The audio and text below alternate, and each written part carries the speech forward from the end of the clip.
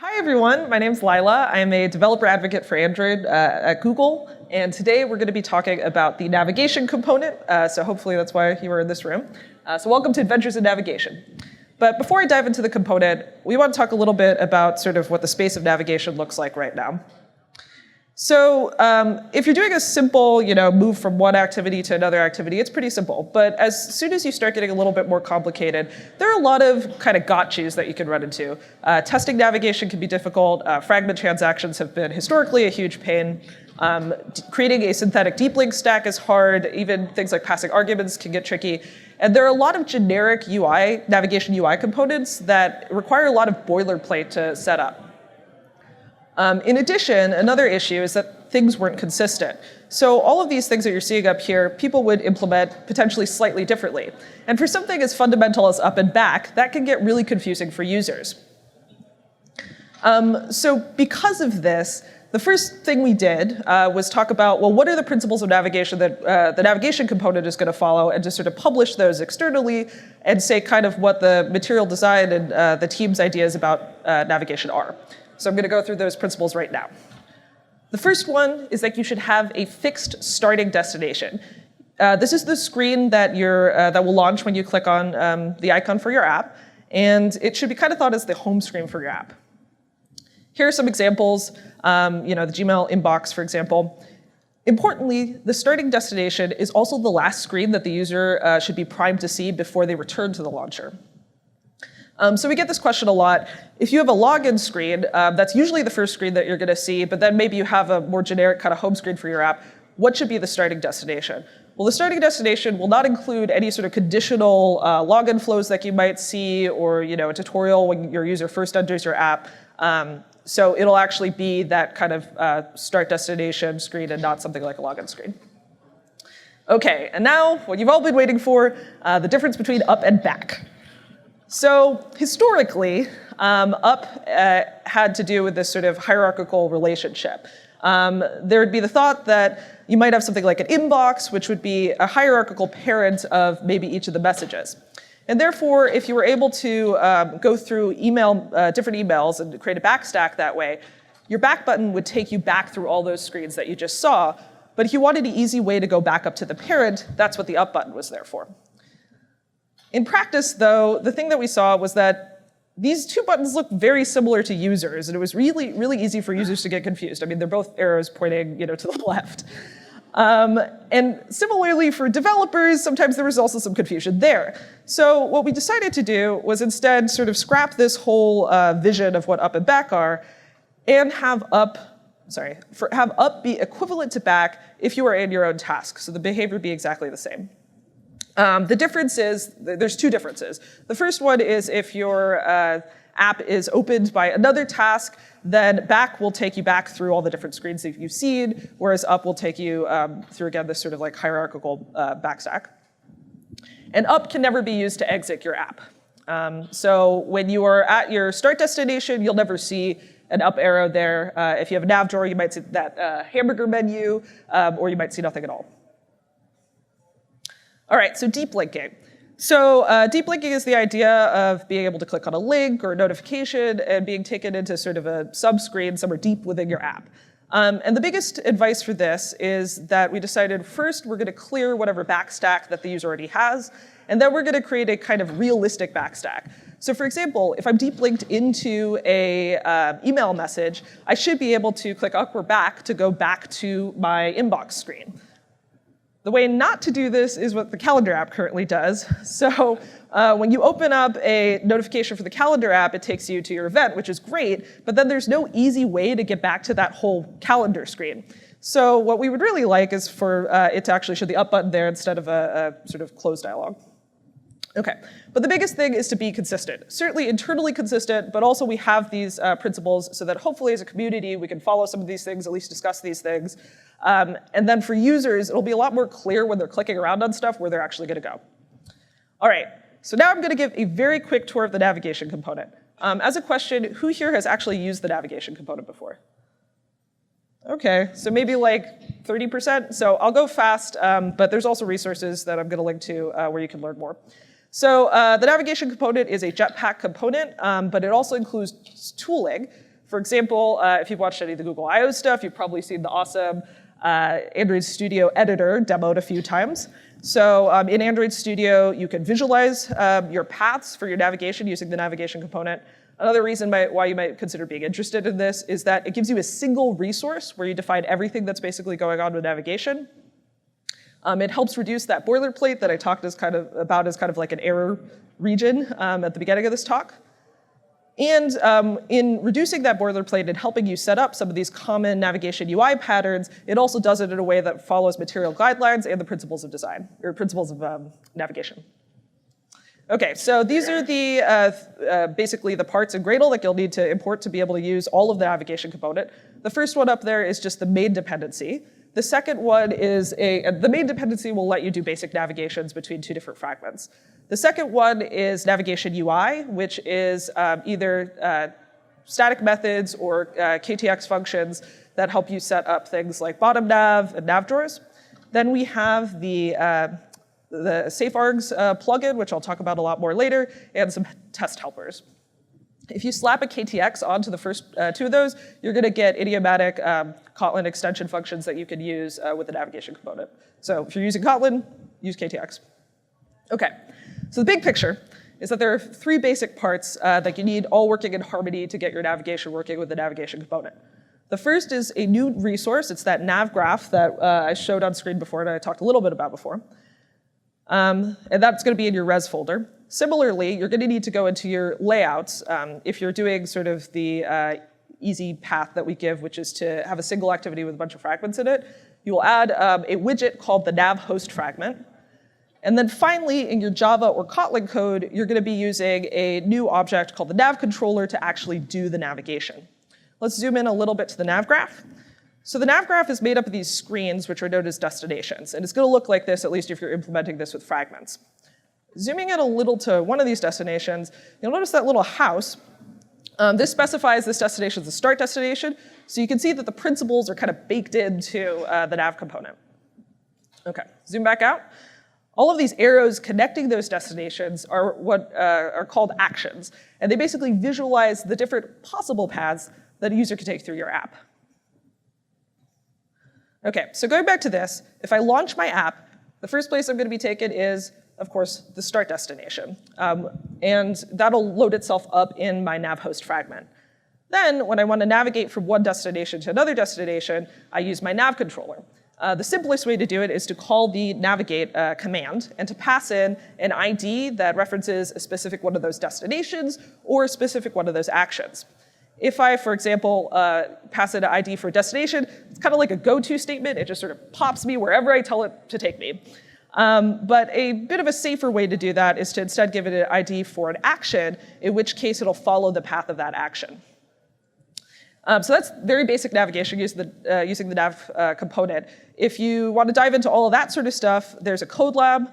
Also, shameless plug, we just launched the first 4 lessons of a new Developing Android Apps in Kotlin Udacity course, and the 3rd lesson is all about navigation. So if you want guided instructional videos and a full sample lab, that's a great resource too. OK, now I'm going to go over some general guidance before jumping into the nitty-gritty of a more complicated example of navigation UI. So general guidance, I think I've already sort of hinted at this, but folks will ask us whether they should be using fragment destinations or activity destinations. I did want to say that it's perfectly possible to use activity destinations. In fact, this is an example of what it looks like in your nav graph. The thing is, that looks a little funky, and the reason that looks a little funky is because activity destinations are terminal destinations, meaning that you won't ever have any actions going out of those activity destinations, and they will also have their own navigation graph. So you can imagine that if your app is a bunch of activities, you're not really going to get that benefit of having a single graph that displays all of the different paths in it.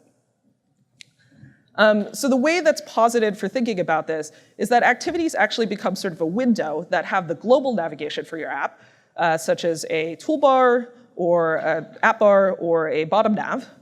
And then the actual content is reserved for fragments, which are swapped out in that nav host fragment window.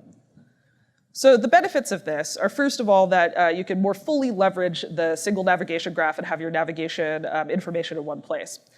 But it's also a lot lighter weight to be building fragments as opposed to activities. And finally, if you are also using the lifecycle library's ViewModels, you know that you can make a view model for an activity which can be shared amongst a bunch of fragments, which makes it really easy to share data across fragments. Now, one of the sticking points for folks not adopting single activity was up until Alpha 6, shared element transitions weren't supported, but in Alpha 6 and beyond, shared element transitions are supported. And they are supported in that you can make this fragment navigator extras object, which kind of lets you link up the two different views for your shared element, and then you pass it in as an extra. That said, all of the other complicated bits of making a shared element transaction work are still complicated bits, but now you can at least actually do it. So if you want 40 minutes or so of a good argument of why you might want to consider single activity, I suggest taking a look at this talk that Ian did. He's the guy that wrote Navigation Component about 1.5 weeks ago at Android Dev Summit, so certainly take a look at that. Okay, so the next question is, should you be using destinations or actions? This is a nav graph with no actions in it, because the actions were the arrows, right? So we highly encourage you to use actions in your nav graph, because those arrows also include a lot more information embedded in them. For example, they include information about what transition should occur, what arguments should be passed, any sort of backstack manipulation that should be happening at that point. In particular, for the last one, this starts to bring in the concept of safe args, which is that plugin that I talked about before. And in fact, you should be using actions, but for your navigating, you should actually be using the safe args plugin because it ensures some type safety. So let's see how it does that. So the safe args plugin is a code generation plugin, and it's meant to ensure type safety using your nav graph. So kind of what are the thoughts behind this? Well, IDs are used for a lot of things. And with the introduction of IDs for actions and destinations, there are even more IDs out there for you. There are also IDs for menu items and IDs for image views. So if you're to tell your nav controller to navigate to this ID, you're not really quite sure where you're going. Now, using sensible naming conventions certainly helps with this. But this still doesn't resolve the possible issue of you telling your nav controller to navigate to an image view and everything blowing up in your face. Therefore, SafeArgs helps with this. So it's a plugin, you add it to your Gradle file, you apply the plugin, and then once you do that in your build, it's going to generate a lot of code for you. Namely, it's going to generate direction classes for any destination that has actions associated with it, and it will generate these args classes for any destination that has arguments associated with it. Now in our code, this was sort of the old school navigate command where we're passing in the ID. Instead, we can use that directions class that we just generated. So for the location that I'm currently at, the destination that I'm currently at, I get the directions class for that destination, and then that has methods for each of the different actions that come out of it. And then I just need to call navigate with that action. And argument passing is super easy. You just take the action and you can set the argument on it. If the argument has no default value, you're actually forced to set the argument. And then over here on the other side, when you want to actually get the value of the argument, that's where you'll use that generated args class. You'll take the args class, you'll pass in the argument bundle that you get, and then you get type-safe access to your arguments. Again, prior to this, we had to be passing things with kind of like key-value pairs, which is not type-safe. You misspell something, that's an issue. So anyways, this is a lot easier. All right, so now I'm going to dive into a slightly more complicated example using some different features of navigation. So let's say I have a bunch of screens. Now for some of these screens, I don't want you to be able to look at them unless you have logged in. Therefore, for this subsection of screens, I want to be able to say, if you go onto any of these screens and you're not logged in or you become not logged in, I'm going to sort of shunt you up to this login flow. So to implement this, the first thing I'd suggest looking into are nested graphs.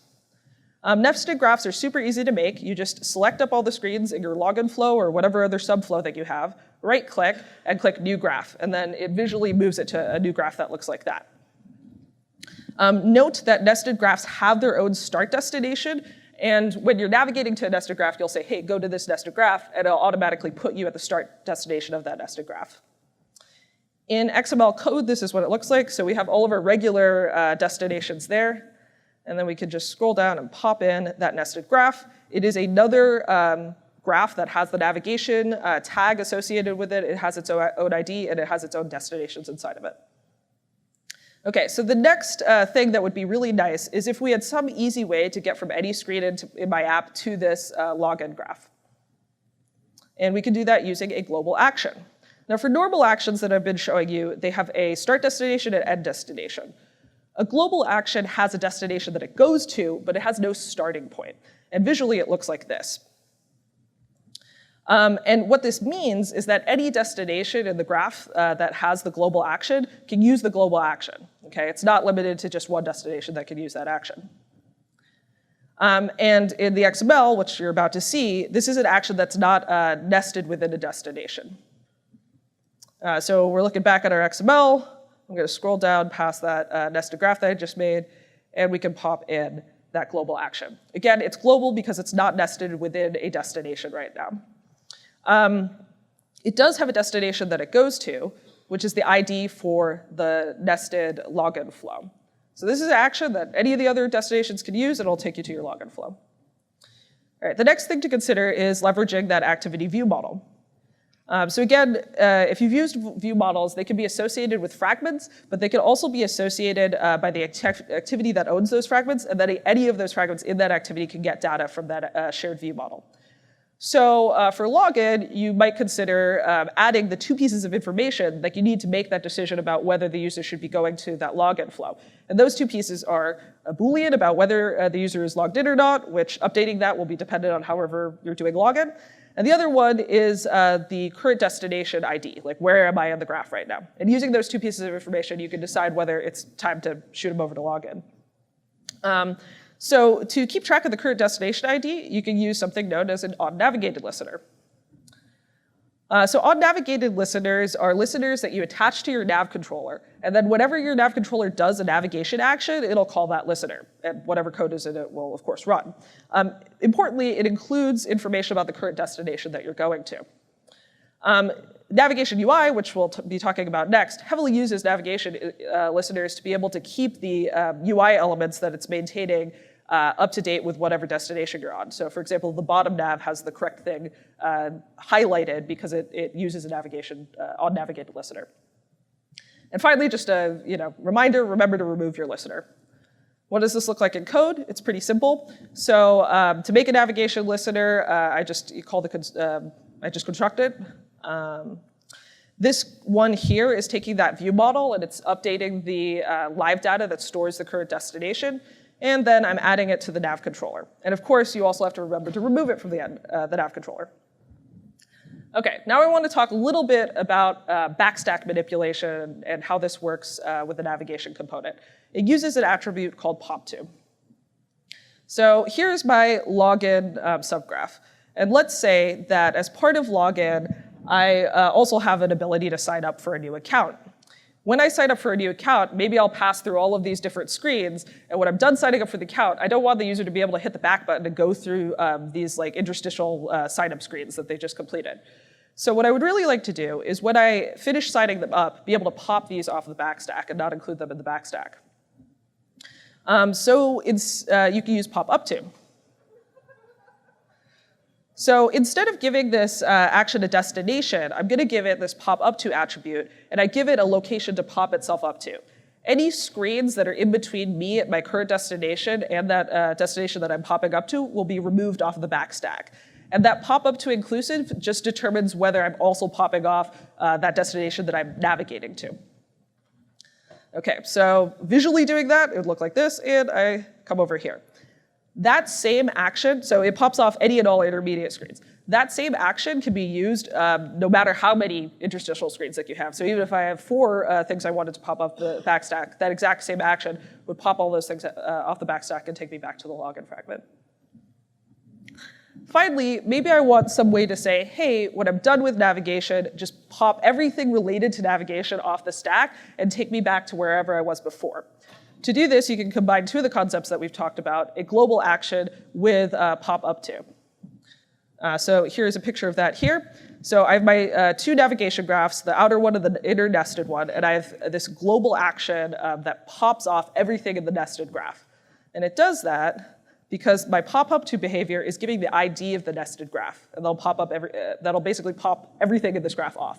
And wherever I happen to be on the stack before this is where I'll go back to after that global action occurs.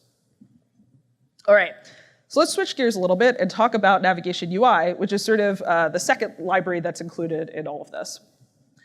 So Navigation UI includes either Java static methods for Java or Kotlin extension functions for Kotlin for common navigation UIs, such as any kind of bar that you can think of, so action bar, toolbar, collapsible toolbar. Implementing the up button correctly, overflow menus, navigation drawers, and bottom nav. So I'm going to give a little menu example first, because it is possibly the easiest to set up. So you got your menu. Already, you are making a menu XML resource. The important thing to get this all to work is for each of those items that you want to do a navigation, you take whatever the ID is, and you have it match the ID of the destinations in your nav graph. Okay?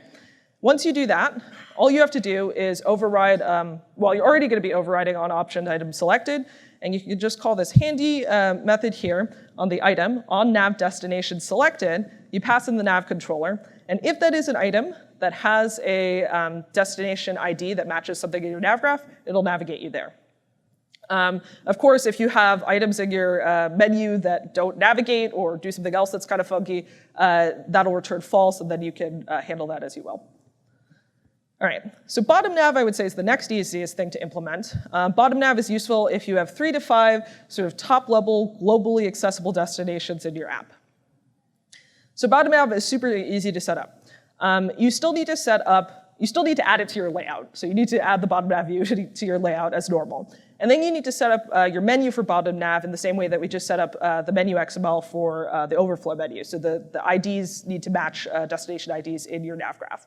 But once you do that, all you need to call is that one-liner there, which takes your bottom nav view and calls setup with nav controller, pass in the nav controller, and then you get all of this.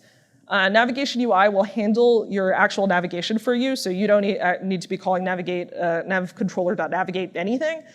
It'll update the bottom nav state using an onNavigated listener, and it'll also take care of backstack. Now you might be wondering, what do you mean by take care of backstack? What will my backstack look like? So even though you have these bottom nav destinations that are sort of siblings, one of those is likely going to be a start destination. And in this case, I'm having it be my title screen. So if I start off on my title fragment, this is what my backstack's going to look like. If I then go over to my rules fragment, my backstack will look like this with the rules fragment on top. Let's say that I navigate around within the rules fragment a little bit, and I add another thing to my backstack. When I go and click on the about, it's actually going to clear everything in sort of the rules sub-backstack off the top of my backstack. The title fragment will remain on the backstack because it's the start destination, and the start destination is always something that you see before navigating out of the app. And my backstack will end up looking like this. So essentially, as you're switching between different bottom navs, it's going to be clearing out your backstack every time. Okay, that's the default behavior anyways. And it was following, Ian had a conversation with the material design people, and that's what came out of that. So I want to talk a little bit about how up and the different toolbars work. So Navigation UI has support for, again, toolbar, action bar, collapsing toolbar. And it also really helps with dealing with what should that little up icon look like in the corner, especially if you're using a nav drawer layout, and you might need to swap that out with the hamburger icon. And it also updates the toolbar labels. So all of this stuff it helps you with. To be able to do that, it has a concept, so let's just take all the toolbars for those different screens. It has this concept of top-level destination. Top-level destination is really only used for saying, hey, I do or I don't want the up button to appear on this. So if it's a top-level destination, the up button will not appear, but if it's not a top-level destination, then the up button will appear. It is possible to say that you want all of these destinations to be top-level destinations. Just keep in mind that you still have only one start destination. So this won't change anything about the backstack, but it will change whether the up button appears or does not appear. So to do that, you use a class called appbar configuration. If you want the default behavior where the only top-level destination is your start destination, then you just pass in the nav graph and you're done. If you want the behavior where you have different destinations that you select be sort of considered top-level destinations, you pass in the IDs for those destinations. Once you have your app bar configuration, you can configure the up button, either with a fragment and toolbar combo or a activity and action bar combo. So this is the fragment and toolbar. Just up here, we've already configured our app bar configuration. And then all I need to do is get access to my toolbar and call that same setup with nav controller method. I pass in the nav controller, and importantly, I also pass in the app bar configuration because it needs to know about that to be able to correctly handle the up button for you. Activity plus action bar looks pretty similar to that. Again, I make my app bar configuration, and then instead I call this setup action bar with nav controller, again passing in the nav controller and the app bar configuration. Just keep in mind that if you're doing this with activity, you also have to override on support navigation up, and you have to use this nav controller .navigate up method, again passing in that app bar configuration. Okay, navigation drawer.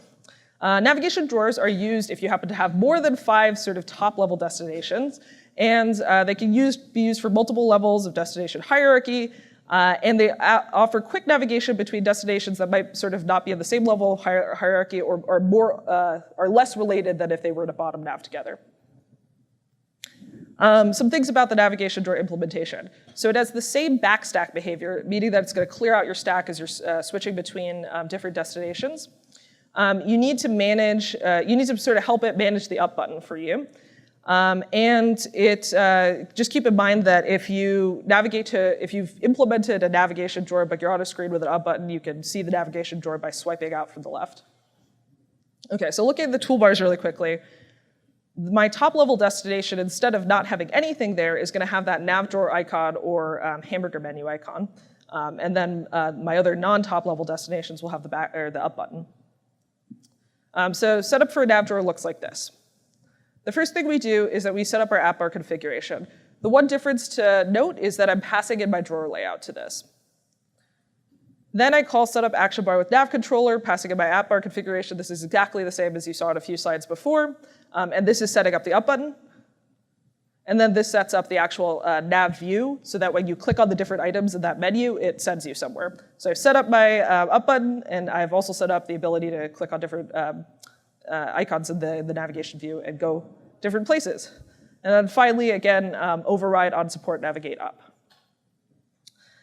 Now some folks ask, so obviously I have not mentioned tabs, and some folks ask, well, why aren't tabs included in this? And because actually, tabs are not doing navigation in the sense that navigation component thinks about navigation.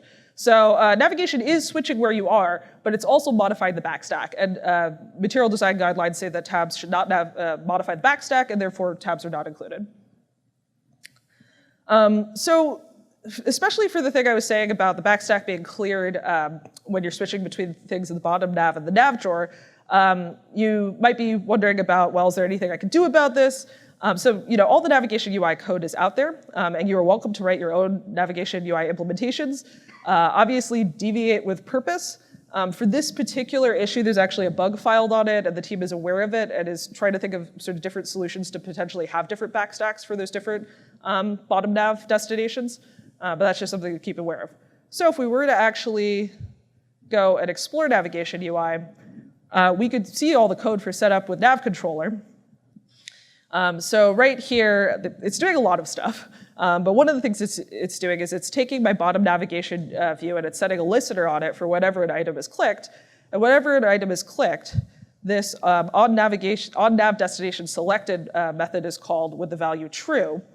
And it's actually this value of true which determines the behavior to clear everything up back to the start destination. So you could dig into this stuff and potentially write your own implementations for this. If you have a particular case, you could write your own nav UI-esque code and get inspiration from that. All right, deep linking. So I'm going to separate this into two sort of different categories. We have explicit deep linking and we have implicit deep linking. So explicit deep linking is the term that I'm using for when you have something that is explicitly referring to a particular destination in your app, and it's done via pending intent, such as if you're clicking on a notification to get into your app. This is really easy to create with the navigation component. There's a nav deep link builder. You just pass in the graph, you pass in the ID of where you want to go to, and you say create. The fanciness that it's doing for you is it's managing the backstack for you when you actually click on that notification, go into the deep link in your app. So the default behavior that it'll do is it'll actually clear out whatever was on the backstack before, because that's part of our principles of navigation. And then it'll put on the top of the stack the destination that you just deep linked into, followed by the start destination. So that's what your stack is going to look like. If instead, let's say I have a nested, one or more nested nav graphs, in this case a nested nav graph, what it's going to do is it'll clear out the stack, and then it'll put the destination that you're deep linking to on the top of the stack, followed by the start destination for the nested nav graph, followed by the start destination for the outer nav graph. And this is kind of how the backstack is determined for you. So theoretically, if you wanted to manipulate the backstack, you could nest things in different ways.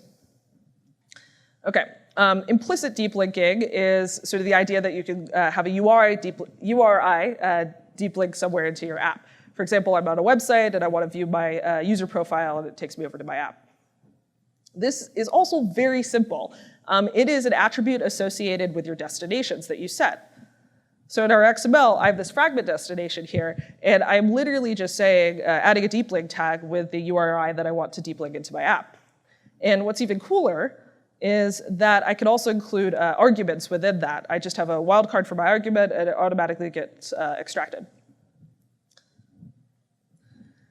So another thing that was a little bit annoying about deep links was that you had to write these long intent filters. But because your nav graph knows all this information, all you need to do in the Android manifest is let it know about your nav graph, and then it will generate the intent filters for you.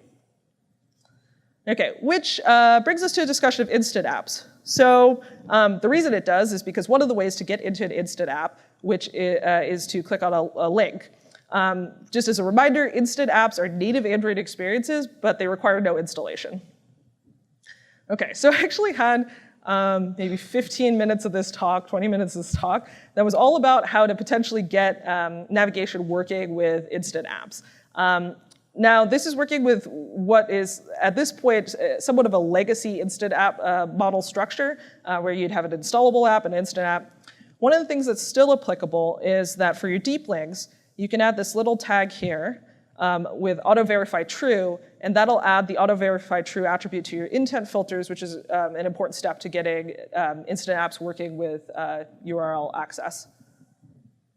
But the long part of this talk before about instant apps included all this stuff with using implicit activity deep links and overriding nav graphs, and it was fairly complicated. The new world of instant apps is actually highly related to the Android app bundle. So for those of you not in the know, the Android app bundle is a new publishing format for Android. Instead of building an APK, you build an app bundle. This allows Play to give you a lot of size savings because it can sort of piece out the parts that the user needs and just send those down to the user. The thing is that with the app bundle, the instant app story becomes a lot cleaner because in your Android manifest, you could just say, hey, my app that is already modularized for the app bundle, I'm going to just put this tag there, and that's going to also allow it to be delivered as an instant app. So you don't need the installable and instant app structure, and your architecture actually becomes a lot simpler. So I guess the real question about navigation is, how does navigation work with modularization and dynamic features? So question number one is, if you have a multi-module project, can you use navigation? So we looked into this. So here is Sunflower, and we split it out into two different modules. Sunflower is sort of the base generic sample app for Jetpack. It has an app module, a feature module. Now, if you start, so each of those modules is going to have different nav graphs, and the nav graphs are going to refer to destinations that are not within their module. And if you actually start trying to do this, you're going to see these sort of worrisome things like, it won't be able to preview your screens. It's going to be a lot of red in your nav graphs, and you would think it wouldn't compile, but it actually does. This is a sample, or this is a video of that app running.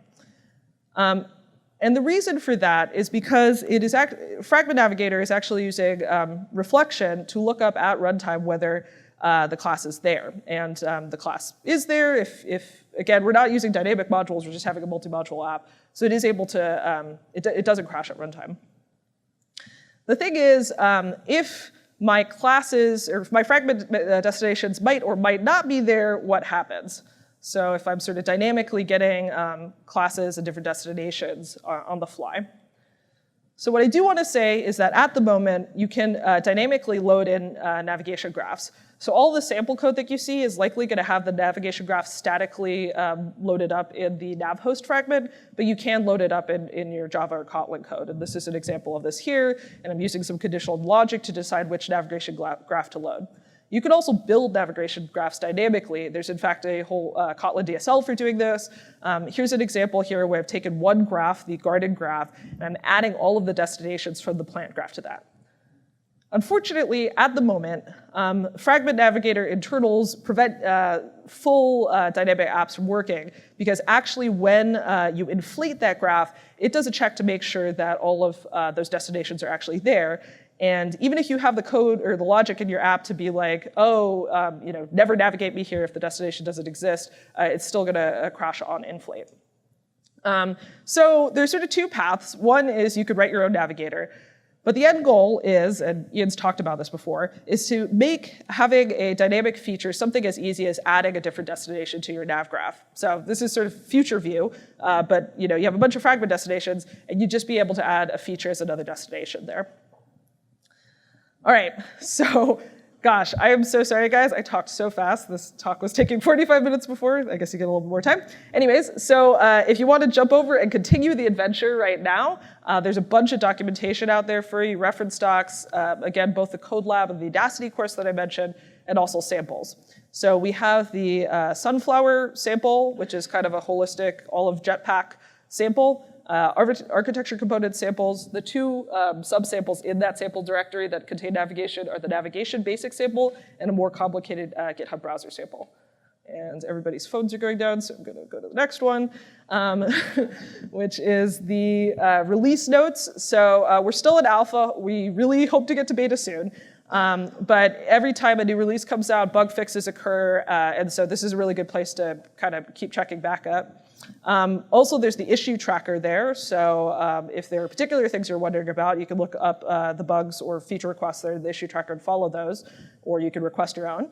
And the source is also there in case you want to look into things like NavUI that I mentioned before, and we have a Stack Overflow tag. Thank you so much. It's been a pleasure presenting today, and I will be off to the side for questions.